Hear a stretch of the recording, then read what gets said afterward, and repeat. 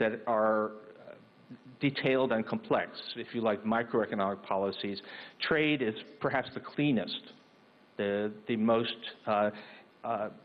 absent, the one in which there's the least corruption, the least dominance of special interest politics, the greatest openness, because of this system. Not perfect, but it's actually remarkably good.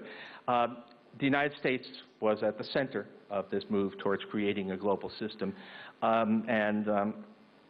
One of the interesting questions now is how far will the United States be the agent of its destruction under current leadership? But we won't know the answer to that for a little while.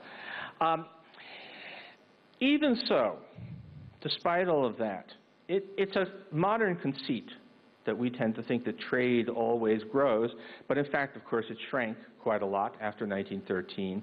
And even as of 1990, world trade was not dramatically different in intensity and scale from what it had been before World War I. All of the process, all of the rounds of international trade negotiation, all of that, in many ways, was only reconstructing the world of our great-grandfathers.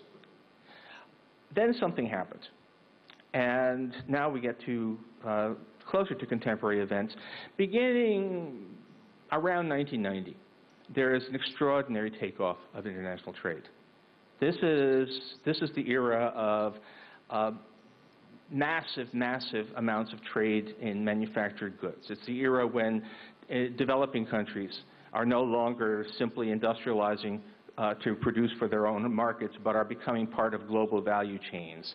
It's the era that inspired bestsellers like my colleague Tom Friedman at the New York Times, is The World is Flat. It's the extraordinary expansion of global trade, and it is like nothing that we had ever seen before.